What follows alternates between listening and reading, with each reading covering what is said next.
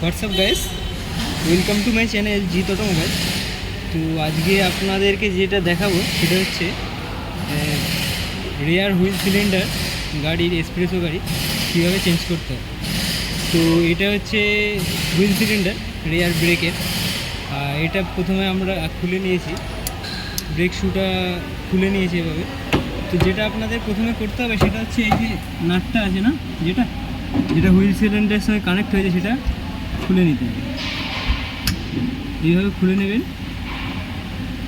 তো এটা লিকের প্রবলেমের জন্য চেঞ্জ করা হচ্ছে। এইখান থেকে দেখাও, এইখান থেকে লিকেজ হয়ে যাচ্ছে।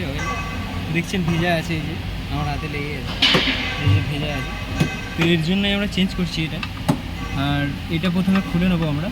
এটা হালকা লুজ করে নিয়ে এখানে দুটো 10 নম্বর বোল্ট দিয়ে 10 mm বোল্ট দিয়ে মাউন্ট করা আছে।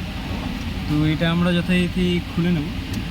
এই দেখুন এইভাবে আমরা খুলে নেব। এটা ব্রেকের ব্যাপারে কোনো কম্প্রোমাইজ হবে না। ব্রেকের যেখানে লিকেজ যদি হয় কোনো জায়গায়, সেটা যথারীতি চেঞ্জ করে দিতে হবে। তো নাহলে কি অ্যাক্সিডেন্টের সম্ভাবনা থেকে যায়। তো ব্রেক ব্যাপারে একদমই কম্প্রোমাইজ চলবে না। তো আমরা যথারীতি খুলে নিয়েছি দুটো। এই দেখুন দুটো 10 নম্বর বোল্ট, এরকম বোল্ট হবে।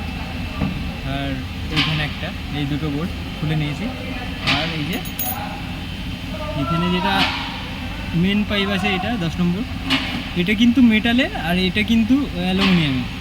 তো যখন আমরা এই যে দেখুন, এটা হচ্ছে পার্ট নাম্বার, এটা লাগাতে হয় এই পার্ট নাম্বারে। তো আপনারা যখন চেঞ্জ করবেন এটাই লাগাবেন, মারুতি জেনুইন পার্টস এটা। তো এই দেখুন নতুন আমাদের হুইল সিলিন্ডার এরকম হয় হুইল সিলিন্ডার। আর এখানে মেন পাইপটা এখানে লাগবে। তো যখন আপনারা এটা ফিটিং করবেন, ব্লিডিং নাটটা ওপরে রেখে করবেন। অনেক সময় ভুলবশত ব্লিডিং নাটটা নিচে চলে যায়, তো তখন কিন্তু সেটিং হবে না প্রপার। আর এইখানে যখন আপনারা দেখাও, পিছনে নিয়ে যাবে। তো এইখানে যখন আপনারা ফাঁসাবেন জিনিসটা, সেটা কিন্তু যেন স্মুথলি যায়, কোনো যেন এদিক ওদিক কিন্তু না হয়। তাহলে কিন্তু হুইল সিলিন্ডারটা, নতুন হুইল সিলিন্ডার কিন্তু খারাপ হয়ে যাবে। তো হাতে করে এরকমভাবে সোজাভাবে ফাঁসাতে হবে। দেখুন কত সুন্দর ফেসে গেল। তো এরকম ফাঁসিয়ে নিলে কোনো প্রবলেম হবে না।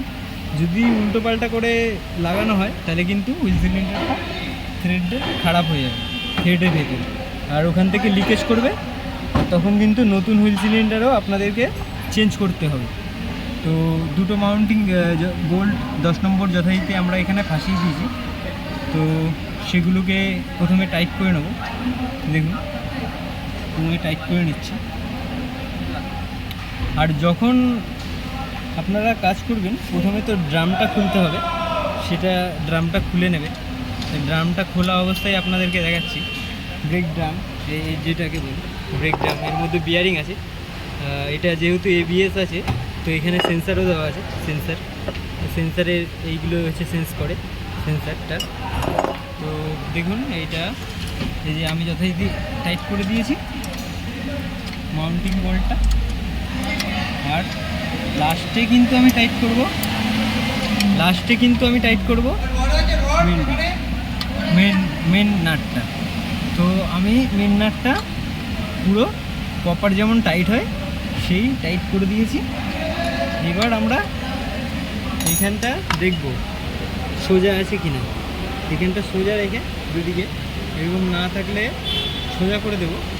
সোজা করে দিয়ে প্রথমে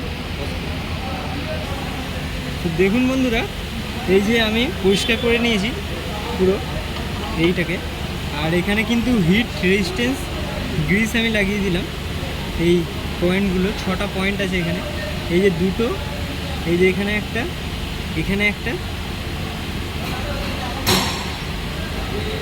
আর এখানে একটা, দুটো, মোট 6টা পয়েন্টে কিন্তু গ্রিস লাগিয়ে নিতে হবে। তো আমরা গ্রিস লাগিয়ে নিয়েছি। প্রথমে এইটাকে লক করব।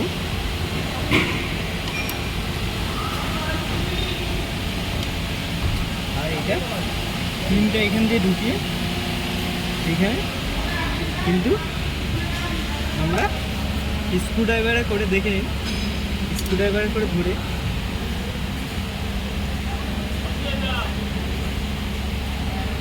এরকমভাবে ঘুরিয়ে দেবো আর এখানে লাগিয়ে দেবো। আর এই দিকটাও সেম প্রসেস, দেখুন এখানে এইভাবে এইভাবে কাপড় দিয়ে এইভাবে চেপে লাগিয়ে দেবো, কিন্তু লেগে গেছে প্রপারভাবে। এখানে লকটা সেমভাবে এখানে লাগিয়ে